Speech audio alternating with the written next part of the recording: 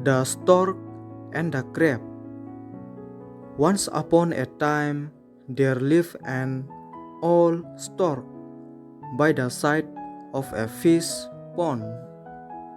He could not fish any longer, therefore, he thought of an idea. One day, he stood still in the waters with a sad face without catching any fish. The old crab in the pond, surprised, went up to him to inquire, "Why are you so unhappy?" The smart stork said, "I'll shortly leave this particular pond, as it is going to be dried up by some people. I will fly away to a larger pond." Listening to this, the fish and the crabs in the pond went up to him to request, "Please save us too." The stork conveniently agreed. He took a couple of fish in his beak and flew away. A little distance away, he sat on a big black rock and ate the fish. He then made many trips to the pond and ate lots of fish.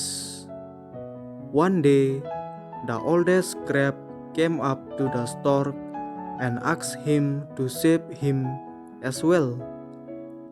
The stork picked him up and began traveling to the huge dark stone. The crab looked down from the sky, searching for the lake. There was clearly no sign of water anywhere. All he noticed were fish bones spread all around.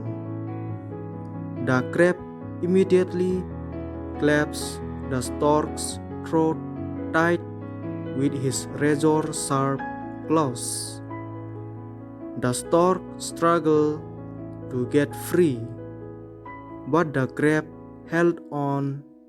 Soon, the stork fell into the ground.